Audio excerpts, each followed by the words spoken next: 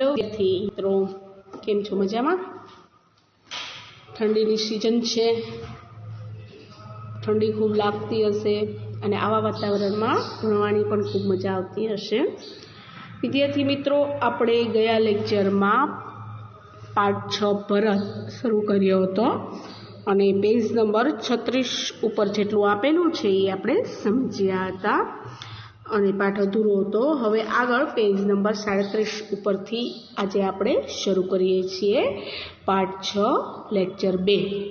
Okay, ચલો પહેલા લેક્ચરની અંદર આપણે થોડુંક હેડલાઇન આપી દઉં કે શકુંતલા અને દુષ્યંતના પ્રણય સંબંધની વાત કરી હતી અને દુષ્યંત રાજા છે એ પોતે વનની અંદર ફરતા ફરતા આવે છે અને આ બાજુ શકુંતલા અને દુષ્યંતનો પુત્ર જે છે ભરત, એ સિંહ બાળને રમાડે છે, એને ખોળામાં બેસાડે છે, એને બતાવે છે અને એની સાથે આવેલી બે દાસીઓ તપસ્વીઓ જે એને સમજાવે છે, મનાવે છે કે આવું કર્મા, એમ કે તને સિંહણ છે એ મારશે, એમ કે ટૂંકમાં તને ખીજાશે સિંહણ એની, એના બચ્ચાને તું હેરાન કરે છે એટલે.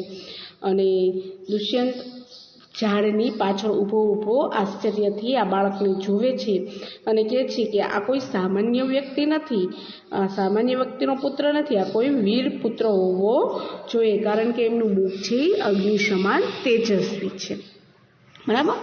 આગળ पहली तपस्विनी, हे प्यारे बालक, सिंह के बच्चे को छोड़ दे, मैं तुझे खिलौना दूंगी.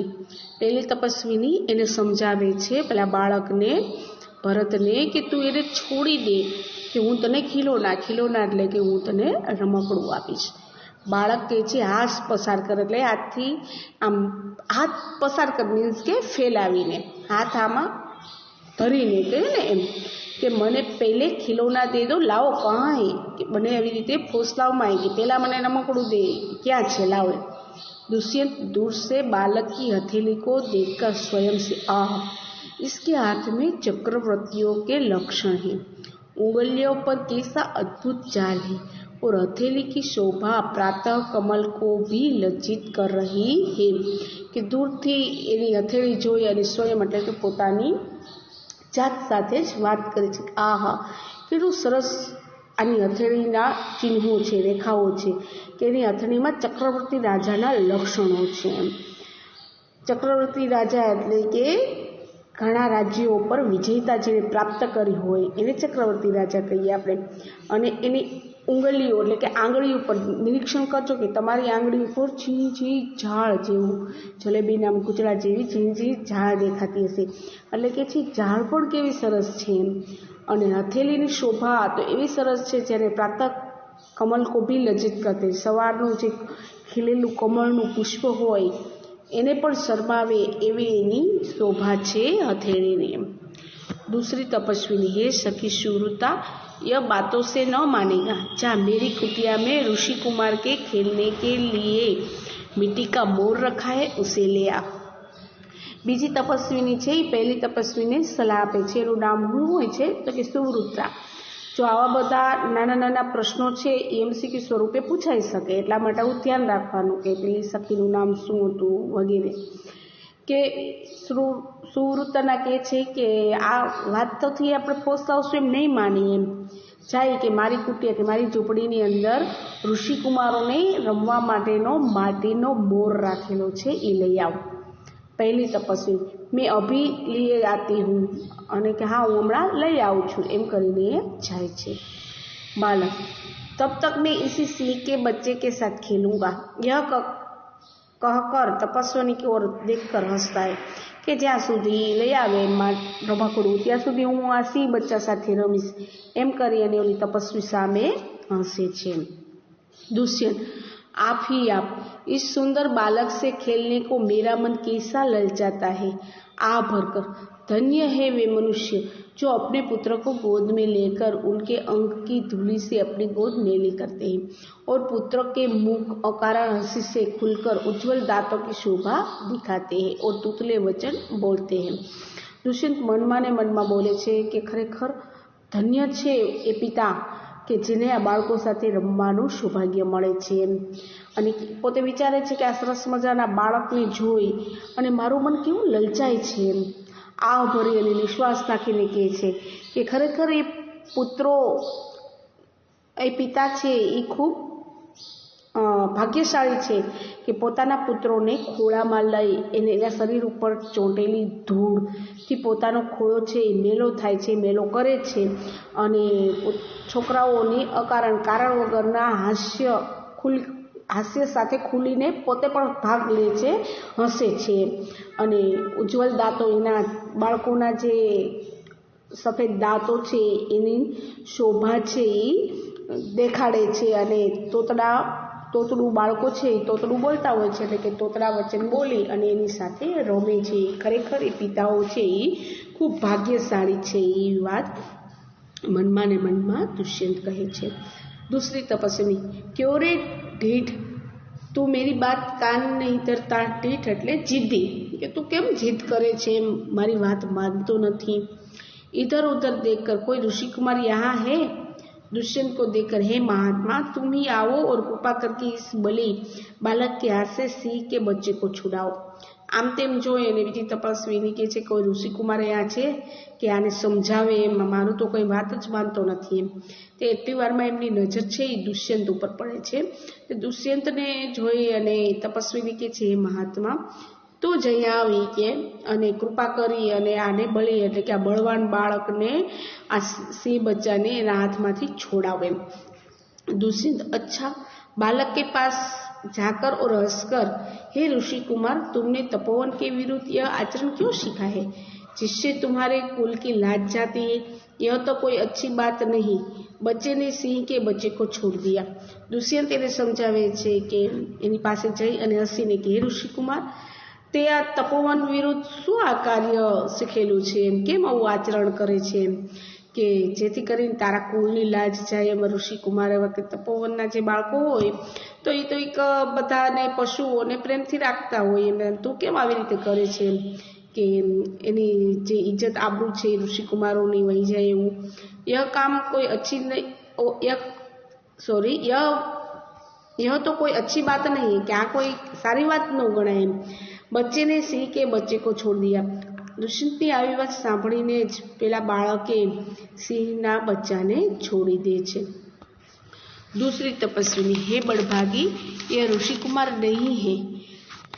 બીજી તપસ્વીને એમ કે છે, એલાને દુષ્યંતે એમ કીધું હોય ઋષિકુમાર, તો કે આ કોઈ ઋષિકુમાર નથી એમ.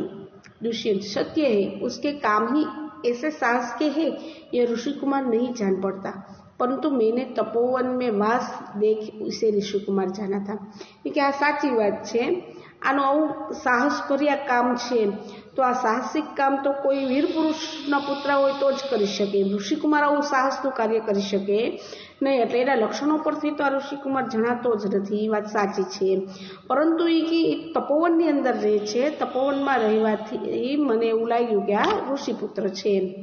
बच्चे की हथेली को अपने हाथ में लेकर स्वयं से, અને બાળકની હથેળીમાં પોતાનો હાથ લઈ અને સ્વયં એટલે કે પોતે મન સાથે વાત કરે છે.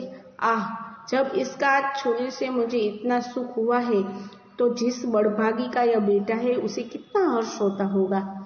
અને પોતાનો એ ભરતનો હાથ એના હાથમાં લઈ લે છે તો એને એટલો આનંદ ઉત્પન્ન થાય છે અને પોતે વિચારે છે કે જો આનો હાથ સ્પર્શ કરવાથી મને આટલું બધું સુખ પ્રાપ્ત થાય છે, તો બળભાગે એટલે કે કેવો ભાગ્યશાળી વ્યક્તિ હશે કે જેનો આ છોકરો છે અને એને કેટલો આનંદ થતો હશે. दूसरी तपस्वी, दोनों की ओर देखकर बड़े अचंभे की बात है. બીજી તપસ્વી જે હતી બંને દુષ્યંત સામો અને ભરત સામો જોઈને કે ખૂબ આશ્ચર્ય, અચંભે એટલે કે આશ્ચર્યની વાત છે. दुष्यंत, तुम्हें क्यों अचंभा हुआ, कि તમને કેમ આશ્ચર્ય થયું, दुष्यंत એમ કહે છે. दूसरे तपस्वी, इसलिए हुआ कि इस बालक की ओर तुम्हारी सूरत बहु मिलती है और तुम्हें जाने बिना भी इसने तुम्हारी बात मान ली. કે એટલે મને આશ્ચર્ય થયું કે આ બાળકની અને તમારી સુરત, દીર્ઘાવાળું શું છે એટલે એનો ચહેરો એવો અર્થ થાય છે. જો આજની જગ્યાએ સ્વાવાળું શું હોય તો શહેરનું નામ થાય. કે સુરત ને કે તમારો બંનેનો ચહેરો કેટલો બધો મળતો આવે છે.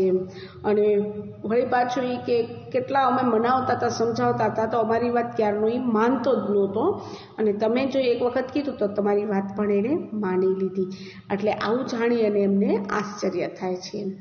દુષ્યંત બચ્ચે કો ગોદ में उठाकर, બાળકને ખોળામાં લઈને, હે તપસ્વીની, જો ये ઋષિકુમાર નહીં હે તો કિસ વંશ કા હે, કે તો આ ઋષિકુમાર નથી, તમે હમણાં કીધું કે આ બાળક કોઈ ઋષિકુમાર નથી, તો કયો વંશનો છે એમ. તો દૂસરી તપસ્વીની યહ પૂર્વવંશી હે, કે આ પૂર્વવંશનો છે એમ. દુષ્યંત સ્વયં से इसीलिए इसकी सूरत मुझसे नहीं थी. દુષ્યંત પોતે પણ પૂર્વવંશી હતો, એટલે કે છે કે હા, એટલે કદાચ અમારી બેનો ચહેરો છે એ મળતો હોવો જોઈએ. बच्चे को गोद से उतारकर, पूर्ववंशियों में यह रीति तो निश्चित है कि युवा अवस्था में महलों में रहकर पृथ्वी की रक्षा और पालन करते हैं, और वृद्धावस्था आने पर वन में जितेंद्रिय तपस्वियों के आश्रम में वृक्षों के नीचे कुटी बनाकर रहते हैं. देवता जैसी शक्ति वाला यह निडर और साधारण बालक मनुष्य का पुत्र भला किस प्रकार होगा. દુષ્યંત સ્વયં એટલે મનમાં જ બોલે છે કે હા, એટલે જ કે અમારી બહેનો ચહેરો મળે છે. અને ત્યાર પછી બાળકને ખોળામાં લઈ અને કહે છે કે પૂર્વવંશીયનો આ રિવાજ છે કે યુવા અવસ્થાની અંદર મહેલોમાં રહી અને પૃથ્વીનું રક્ષણ કરે, પૃથ્વી પર પાલન પોષણ કરે, અને જ્યારે વૃદ્ધાવસ્થા આવે ત્યારે એ વનની અંદર જાય અને પોતાની જીતેન્દ્રિયો છે એ તપસ્વીઓ કે આશ્રમમાં રહી અને વૃક્ષની નીચે ઝૂંપડી બનાવીને રહે, અને દેવતા જેવી શક્તિવાળા એ નિડર અને સાધારણ બાળક છે એ કે મનુષ્યનો પુત્રો ભલા કેવી રીતે હોઈ શકે એમ, કે આ કોઈ મનુષ્યનો નહીં, આ કોઈ દેવતાનો પુત્ર હોવો જોઈએ, પૂર્વવંશી જ બાળક હોવો જોઈએ. दूसरी तपस्वी, हे परदेसी, तेरा यह संदेह तब मिट जाएगा जब तू जान लेगा कि इसकी बालक की माँ मेनका नामक एक अप्सरा की बेटी है. उसी के प्रताप से इसका जन्म देव पितर के इस तपोवन में हुआ.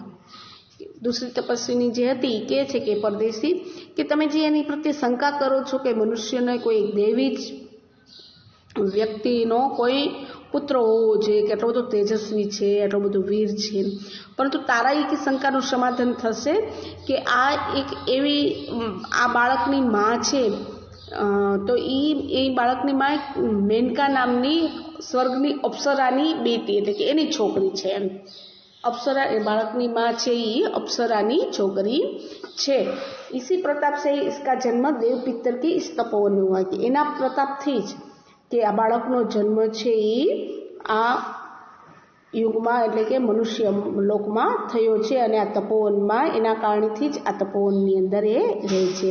दुष्यंत मन में, यह तो बड़े आनंद की बात सुनाई, इससे कुछ और आशा बढ़ी, इसकी माता किस राजर्षि की पत्नी है.